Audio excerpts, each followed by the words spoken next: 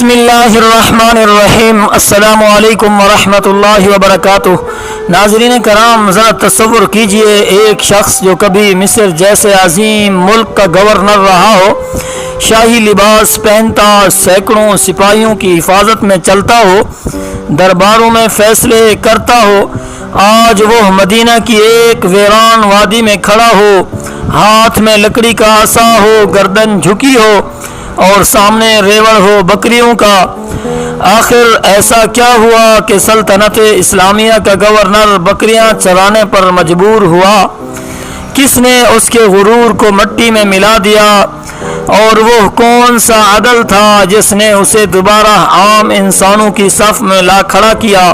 یہ ہے حضرت عمر رضی اللہ تعالی عنہ کا دور، عدل کا، انصاف کا اور اللہ کے خوف میں ڈوبا ہوا خالص خلافت کا دور۔ آئیے ناظرین کرام، چلتے ہیں اس سنہری زمانے کی طرف۔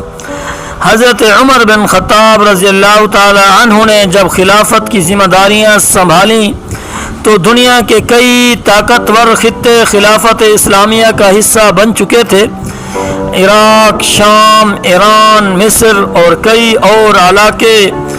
آپ کا طرز حکومت اس قدر مضبوط، دیانتدار اور شفاف تھا کہ نہ صرف دوست بلکہ دشمن بھی عدل فاروقی کی گواہی دیتے۔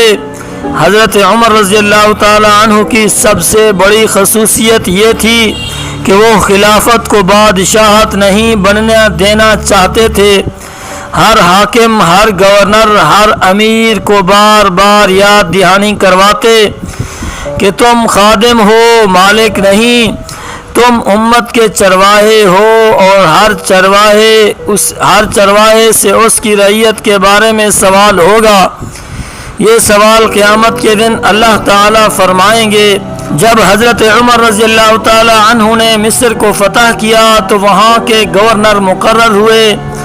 حضرت عمر بن العاص رضی اللہ تعالی عنہ ایک صحابی، بہادر، ذہین اور مصر کی فتوحات میں مرکزی کردار ادا کرنے والی شخصیت، لیکن چونکہ اسلامی خلافت کا نظام کسی کو مقدس گائے نہیں مانتا تھا، اس لیے چاہے وہ کتنے ہی بڑے فاتح ہوں، انہیں بھی عدل کے میزان پر پرکھا جاتا تھا۔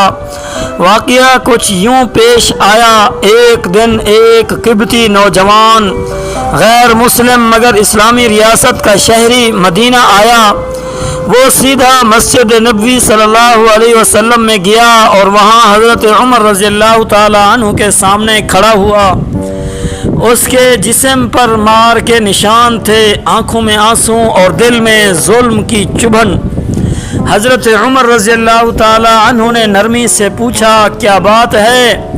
قبطی نوجوان بولا، اے عمر، اے امیر المومنین، میں مصر کا رہنے والا ہوں۔ وہاں میں نے گورنر عمرو بن العاص رضی اللہ تعالی عنہ کے بیٹے کے ساتھ دوڑ میں حصہ لیا، میں جیت گیا، لیکن اس کے بیٹے نے مجھے کوڑے مارے اور کہا، میں سرداروں کا بیٹا ہوں، تو کیسے مجھ سے آگے نکل گیا؟ یہ سنتے ہی حضرت عمر رضی اللہ تعالی عنہ کے چہرے پر غصے کی سرخی چھا گئی۔ فوراً قاصد بھیجا گیا۔ عمرو بن العاص رضی اللہ تعالی عنہ اور ان کے بیٹے کو مدینہ بلایا گیا۔ چند دن بعد وہ دونوں مدینہ پہنچے۔ حضرت عمر رضی اللہ تعالی عنہ نے مسجد نبوی صلی اللہ علیہ وسلم میں عدالت لگائی، تمام لوگوں کو جمع کیا اور پھر قبطی نوجوان کو مخاطب کر کے کہا، یہ ہے وہ جس نے تجھے مارا؟ نوجوان بولا، جی ہاں، یہی ہے وہ شخص جس نے مجھے کوڑے مارے۔ حضرت عمر رضی اللہ تعالی عنہ نے حکم دیا، اے قبطی نوجوان، لے یہ کوڑا اور اسی طرح مار جیسے اس نے تجھے مارا۔ سب حیران۔ گورنر کا بیٹا ایک عام شہری کے ہاتھوں سزا پائے، مگر یہ مدینہ کی عدالت تھی، یہاں اسلام بولتا تھا، طاقت نہیں۔ نوجوان نے بدلہ لیا۔ پھر حضرت عمر رضی اللہ تعالی عنہ نے فرمایا، اے قبطی نوجوان، عمرو بن العاص رضی اللہ تعالی عنہ کے سر پر بھی مار، کیونکہ بیٹے کا غرور باپ کی تربیت سے آیا ہے۔ قبطی نوجوان بولا، اے امیر المومنین، مجھے انصاف مل گیا، میرے دل کو قرار آ گیا، اب مجھے اور کچھ نہیں چاہیے۔ حضرت عمر رضی اللہ تعالی عنہ نے عمرو بن العاص رضی اللہ تعالی عنہ سے فرمایا، اے عمرو، تم نے اپنے بیٹے کو ایسا بنا دیا کہ وہ رعایا کو مارے اور سمجھتا ہے کہ وہ کسی کا جواب دہ نہیں۔ تم نے خلافت کو ذاتی سلطنت بنا لیا۔ پھر حضرت عمر رضی اللہ تعالی عنہ نے تاریخی سزا سنائی، معزول کیے جاتے ہو، تم اپنے عہدے سے فارغ کیے جاتے ہو، اور جب تک میں نہ چاہوں تم کوئی عہدہ نہیں پاؤ گے۔ جاؤ مدینہ کے باہر چراگاہ میں جا کر بکریاں چراؤ تاکہ تمہیں معلوم ہو رعایت کی خدمت کیا ہوتی ہے۔ عمرو بن العاص رضی اللہ تعالی عنہ جو مصر جیسے عظیم ملک کے فاتح تھے، آج مدینہ کے باہر بکریاں چرا رہے تھے۔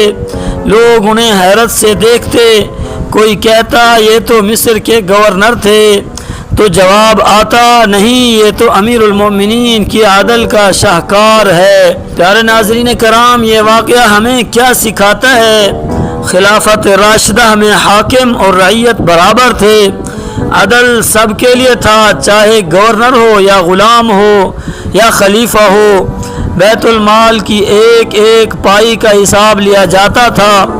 اسلام میں برتری تقوی سے ہے، نہ کہ عہدے، خاندان یا مال و دولت سے۔